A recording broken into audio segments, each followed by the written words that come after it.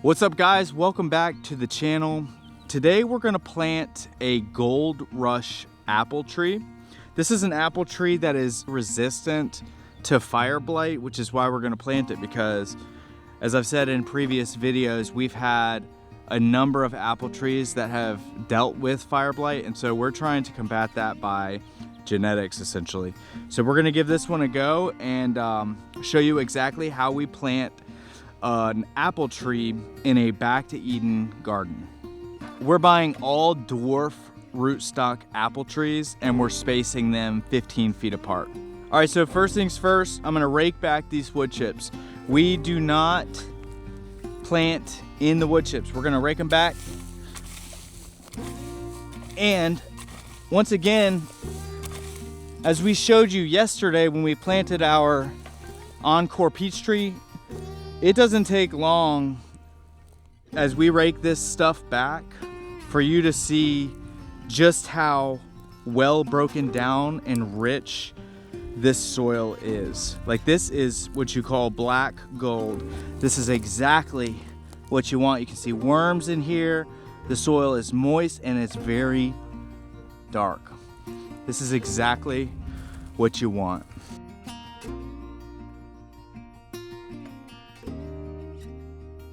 All right, so I've raked this back to the native soil, and it is key that as I dig this hole, I'm not gonna let any of the wood chips go down into the hole.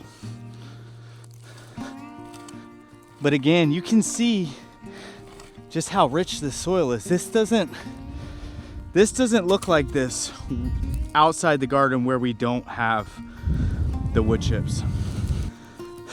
So as I dig my hole, I'm going to put all the soil onto my tarp because I don't want to mix the native soil with the wood chips. You know, people say dig a hole about 2 to 3 times the size of the tree that you're planting. I don't really follow math. I just make it big enough, you know? What we want to make sure is, as I pull out my roots, because this is a bare root tree, I don't want my roots to be tangled. I want them to have room to spread. So I'm gonna make this big enough for them to spread. However big that is, that's how big I'm gonna make it.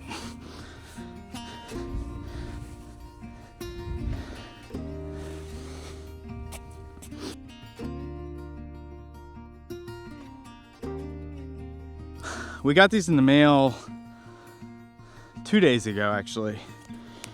I planted one of them yesterday, but I never got around to planting this one, and so I did not want the roots to dry out.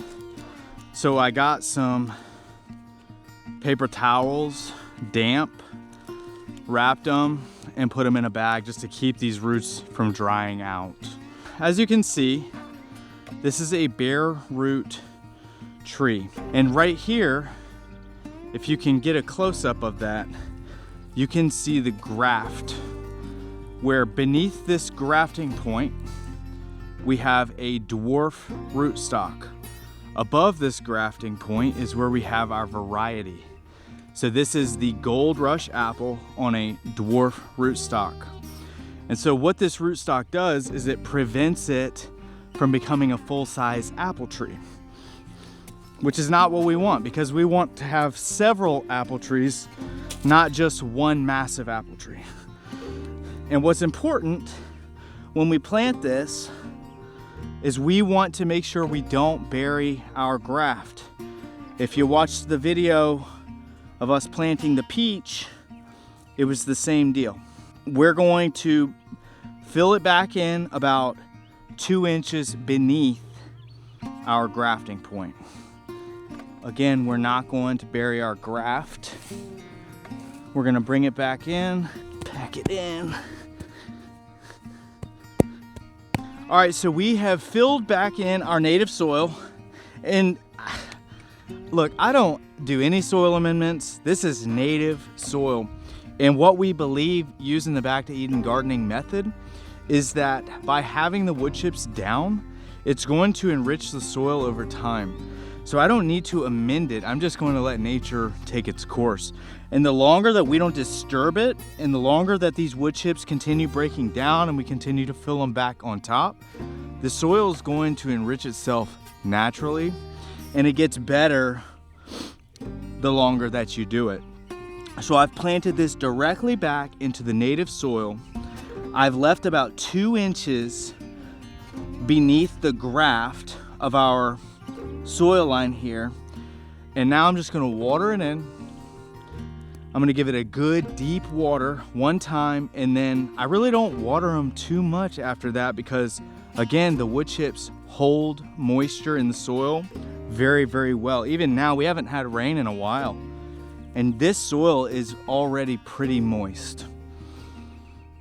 So let's go ahead and water it. All right, we're just gonna do a deep water here. And what does a deep water mean? It means I'm just gonna water it a lot. I want this water to go deep, and these roots will really soak that up over time. I'm gonna pull the wood chips back. These older fruit trees, I never water them. But these first year trees, I'll keep an eye on them, and I will give them water if I feel like they need it. All right, so that's a good deep water. Now, we just gotta rake the mulch back. I would say the most misunderstood aspect of using the Back to Eden gardening method that people misunderstood from Paul Gauchi's documentary is that they allowed the wood chips to go into the soil with the tree. We're not planting into the wood chips. We're planting into the native soil. The wood chips are a mulch that build soil over time, but we're not planting in the wood chips, because if we do allow those wood chips to go down into the soil, we will tie up nitrogen. It will affect the tree growing. We don't want that. And so if wood chips get down in the hole accidentally, I pull them out. I don't let them go down there because it will prevent this tree from growing, at least to the best of its capabilities. All right, so we've raked this back. And if you come in here close, I have not buried my graft. I've got it right there. And I already see worms and everything else. This tree came as a bare root in a box. We bought it online, and I see a lot of broken branches here. And so we need to go ahead and clean this up. We don't want any dead or diseased or broken branches, because that's going to invite disease later on. So our final step here, I'm going to look for any good clean cuts. Look for outward facing buds.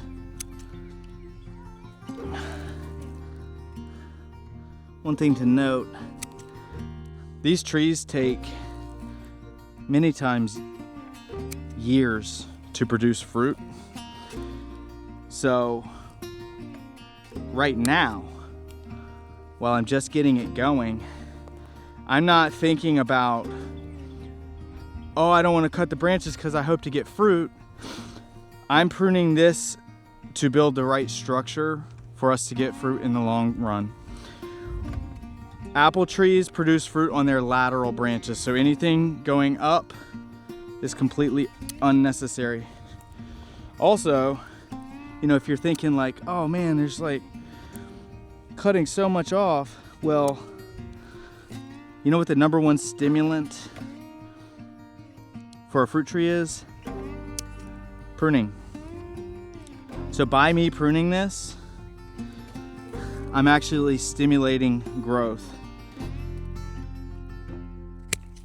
And the last thing I'll note here, I'll be able to show you this better when the tree grows, but apple trees, unlike a peach tree, grows to a central leader.